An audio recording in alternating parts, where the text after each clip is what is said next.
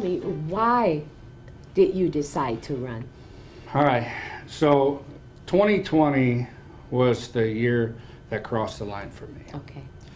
And the reason why is the government, the state of Illinois especially, shut down the churches, they shut down small businesses, they shut down the schools. And being a strong Christian, I was very passionate about the churches actually staying open. And here's one thing that I say often is that the government has no right to shut down a church. And when I say church, I mean, whether it be a synagogue, a faith entity, any religious institution, we have the freedom of religion. And no government should be shutting down businesses or churches, right? And that was the moment I woke up and I thought, why are they doing this? Why are they deciding that they can tell us what to do? Because the government is not intended to rule over us. The government is intended to represent us and to protect us, ultimately to serve us, the people.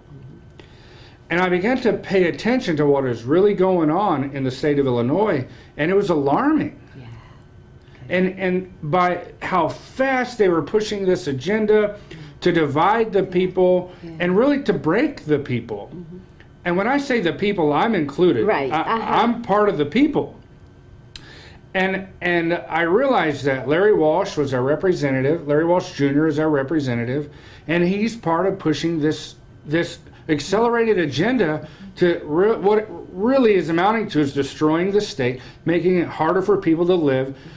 And he was silent this entire time, and I'd had enough. Okay, so if you were to obtain that seat, have you thought about what you would put into play? Because we're still somewhat in that COVID era, and it could possibly come back. What would your suggestion be? Common sense. Okay. All right. I did a video on this on my Rumble channel, the True Greene. Okay. And the title of it's called Mitigation Schmitigation. Okay. Because God gave us a brain. We have common sense, and let's use it. The government, there are even acts and different recommendations within the state of Illinois that have been put together for true pandemic type situations. Okay. And quarantine is one of them that is not recommended. Really? It is not recommended. Okay. They wrote this many years back for moments like 2020, and they said quarantine is not recommended. Wow. And yet what was the state of Illinois? They were going against everything that had already been written because the people before us they foresaw what could take place, and they were trying to protect the people of Illinois. And now the legislators and representatives that we have in place are not protecting the people of Illinois. They're trying to rule over them. What would I do? I'm supporting the people. If you own a business, you probably have a great idea of how to protect yourself and your customers. How about we utilize common sense? Do you need to wear a mask? Your choice. Do you feel like you need to get the vaccine? Your choice. No government in the world should be telling the people, especially in America, to be telling us that we must do this in order to basically to be free. Yes. There is no constitutional right for abortion. Okay. I had this thought, and I don't claim this thought was because I'm some bright guy, but I had this thought. When you have a woman that is carrying a child, you have two sets of DNA. Not one set of DNA. The mother has their own unique DNA.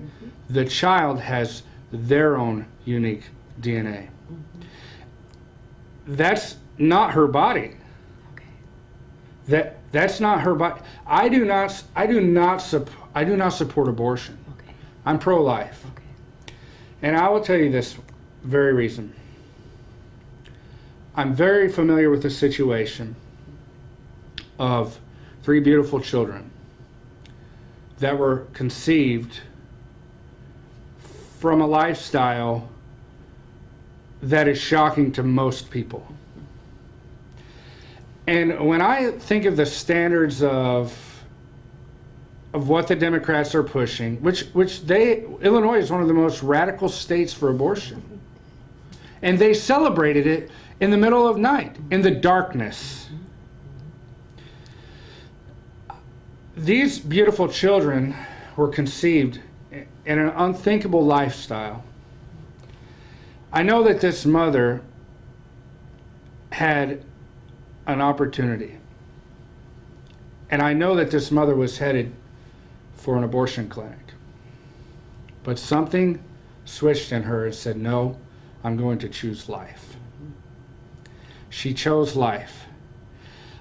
I believe that there is more that can be done for people than giving them opportunity to kill a child in their womb. This is where I believe the church, the body of Christ, needs to be involved. I've read some quotes before, and I love the local church. I say this often, that if you wanna know what kind of neighborhood you're in, look at the condition of the church. If it's boarded up, the neighborhood's going to be in bad shape too. That's how strong of an influence the local church has. Abortion happens because the local church is not involved. And I'm not talking about government now, Yeah. right? Because the government should be empowering the people. The government should empower the church. The church should be the conscience of the government, not the other way around. And what I mean by getting involved in the church, we should have resources within the body. If we follow the Bible, bringing our resources to the storehouse, the local storehouse, we could support mothers that maybe they're intimidated for whatever reason about the future of motherhood. And many times maybe that's why they go and they escape this, because they want to they don't want to be a mother yet. They don't think they can handle it. Yeah. Imagine if the body of Christ joined together and said, we will help you through your pregnancy. We will provide everything you need. If you need prenatal care, which is highly recommended, Yes. we will help you with. I know there's agencies out there that are doing this now, pregnancy care centers and such like that. Right. Great opportunities for these mothers, and they can give birth to the child. And if they don't feel as though they are meant for motherhood just yet, there's opportunities. They can allow this child to be adopted. You're giving life. It's a seed thing. It's seed, right? I always say this: the enemy knows the potential of the seed, Absolutely. and that's why this abortion thing is very evil. Yes. It's very. I will say this. Do you know that in the black community, Okay. it's 13% population overall, Okay. and has maintained that for years. Okay. You know why? Abortion. I'm pro-life. Okay. One last thing on that. I've talked to my wife about this, and we have not been able to have biological children. Okay.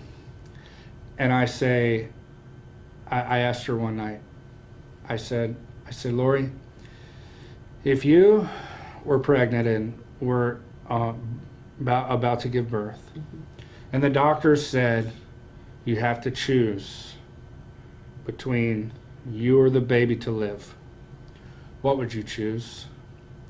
My wife said, I want the baby to live. My wife said that. One who has not been able to have a child biologically, she said that. That settles it for me. Okay. All right. Awesome. That's awesome. Well, let me ask you this. You're coming up against an incumbent Yes, ma'am. that's been in there for I don't know how. 10 years. I've been in there for 10 years. Mhm. What are you going to bring to the table differently that apparently you are recognizing something that can be done differently? So what do you bring to the table, Scott? Let me ask you, Miss Julia, have you ever seen Larry Walsh Jr. in the community? Beside at a function where he gives $5 million to a theater? I haven't seen him. Everything I do will be different than Larry Walsh Jr. Why? Because he's not supporting the community. He's not representing us. You know, he approved the law. He voted in favor of a law. I'm going to tell you everything he voted in favor of. He voted in favor of the law that raises our gasoline taxes twice a year, automatically, January and July. Okay. That's just one thing. And that affects everybody. People that are upper class, middle class, lower class, that affects everyone. You know what else he did? He voted for this Senate Bill 818. It's called Comprehensive Sexuality Education, which is it is being pushed by Planned Parenthood of all things. This comprehensive sexuality education starts in kindergarten. And I've listened to the experts, I listen to the other side sometimes. And the reason why they're starting it in kindergarten, it goes back to the principle of the seed. The enemy understands the potential of the seed. The reason why they're starting in kindergarten is because they know that in the 9th grade, when these topics are traditionally taught, is because in the 9th grade, the issues that they're going to start teaching, the topics, are mutable. That's their words. They can be ignored. Those issues that they're going to begin pushing can be ignored in the 9th grade, but they can't be ignored in kindergarten. Now, are they going to come right out with these books? Well, actually, they have books. There's one that's called, it's not Jack, it's Jane or something like that, where they're talking. There's a major push right now to change children's lives. And I've been bold enough to say this in public. I said it at a Joliet school board meeting, that this is opening a door to pedophilia. And I could have heard a pin drop in the room, but now I'm hearing that message more and more be echoed, because they're beginning in kindergarten. They're teaching the children. It's not sex education. It's absolutely vile. The literature that's going to be, as they start even in 5th and 6th grade, the books that they're allowing in the school and being recommended by the state is pornography in cartoon form. Here's another thing. Everyone I know, regardless of background, shape, size, color, whatever, wants to live in a safe neighborhood. Yes. Yes. Right? We all do, yes. I live in a rural community, the same community as Larry Walsh Jr. I don't live in his neighborhood, but I'm just a few miles from him. There was a shooting in a rural neighborhood last year. Wow. Now, House Bill 3653, they call it the Safety Act. There's nothing safety about it. Yeah. Why? They're defunding the police. So you defund the police, they're putting on these mandates, right? They're reimagining the police department. Now, I don't like dirty cops. There's stories I could share with you that I've dealt with them in other states, and some of them have lost their jobs because I've helped with that. All right? I would love to talk about that later. Okay. I don't like dirty cops. I believe cops should be well-funded, well-trained, and held accountable. They should be held accountable. But when Larry Walsh Jr. says, no, we're going to reimagine the police now. We're going to put mandates on them, which some of them I like. Actually, one of the mandates is body cameras. That protects the people that the police are dealing with, and it protects the police. You can't lie on a video, I mean, unless you edit it. But these things, they're not going to be edited, right? It's a live footage. Yeah. And so it just lately, my mind is blown. How can somebody that calls themselves a representative pass laws that will affect their neighbors and their own family members? Nobody is exempt from it. Okay. So these are just a couple of the examples. All right, so what piece of legislation would you bring forth when you get into the seat to combat some of these laws that you say are happening now? What All right. what would you have? My key word is repeal. Okay. All right? I believe in a limited government. That's how the government empowers the people, is to stay out of our way. And I know it's hard for them to do, especially in Illinois. Regulation, regulation, regulation. I'm kind of stumped at why does somebody have to go buy a license to cut hair? If they've gone through all the schooling and everything, and they have a certificate. Well, this place where I went and got my haircut one time, I said, "Do you use a straight razor for to cut the lines on the beard and stuff?" Right. No, we can't do that because we needed a different license to do that. We're actually got a cosmetology. What? You went to school to cut hair. Why can't you use? Because you have a different. This government is so oppressive in Illinois. So I would say my focus is to repeal. Okay. I intend though to protect the children Okay. because they're under attack in so many ways. Even the parents, the parental rights. They repealed the parental notification for a child, a minor, to get an abortion. So a 13-year-old could, for whatever reason, and this is why I was talking about pedophilia, because of everything they have set up. Right. Now a minor can get an abortion without their parent being notified. How is that even acceptable? Yes. So my purpose is to protect and empower the people. I firmly believe this. Okay, Scott, so what I'd like to know is your passion for this. Have you ever ran for an office before or obtained an office before? Well, I never ran. Okay, all right. It's a funny story. We lived in Kansas, Yes. Small town, under 250 people. Yes. Southeast of the county. And I was out raking the yard one day, and this older lady walks by. She said, "Hey, Scott, how you doing?" I said, "Great." She said, "Have you ever thought about running for city council?" And I was like, "That sounds kind of interesting." She said, "Okay." And the next thing I know, election comes up, and I won. What? Yes, my name wasn't even on the ballot. You gotta be kidding. No, I won by write-in. No kidding. By write-in, no, absolutely true. Scott won by write-in, so it can be done. Yep. Absolutely, Yep. it's awesome. And, it was really a pretty neat experience because in the town that we lived in, it was known to be a lawless town. Yeah. We lived 30, 45 minutes from the sheriff department. So it would take them running hot, as I would say. Wow. License sirens would take them that long to get to us. Yes. Wow. And it was known as a lawless town. And when I got in there, I remember the first meeting, I said, "Here's the power of your words." The very first meeting I sat in, I said, this town has been known as a lawless town. I said, "Not on my watch." I said, "We will change that." And there were these lifers that have been on the board for years, have been in this town for their whole life or whatever, 30 plus years and more. And I remember this one lady, she's like, "No, it's lawless and this is the way it's always going to be." Yeah. And I said, "It's not going to be on my watch." Yes.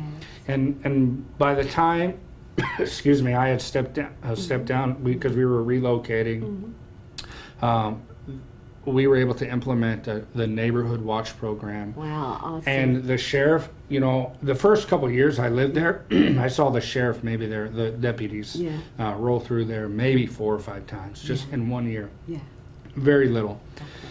And after we got this interaction going between the sheriff and all that, they came more often.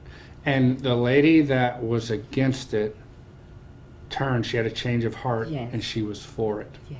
And I don't care who got the credit for it. I know I was the one that implemented it, and I spoke over it that this is how it's going to happen. And it was really good to see that. Absolutely. So that was a big accomplishment, really. Yeah. It honestly was. Okay, so at this moment, Sky, is there anything else that we did not touch on that you want the voters to know? I think it's been very thorough. Okay. My name is Scott Greene, and I love people. I'm passionate about this. Faith, family, and freedom are on the line, and I truly believe that 2022 is the last stand for Illinois. We have to turn Illinois back to God. And if you want to know more about my platform, my reasoning, if you want to reach out to me, you can always go on my Facebook page, campaign page on Facebook. It's Scott Greene for Illinois. The spelling of my last name, just so we have it correct, is Greene. And also my website is scottgreene4il.com. And the 4 is FOR. Sometimes people put the number. Yes. But it's scottgreene4FORIL.com. And I'll respond back to you as quick as I can because your opinions matter, your views matter, your questions matter. And I am going to be the representative for the people.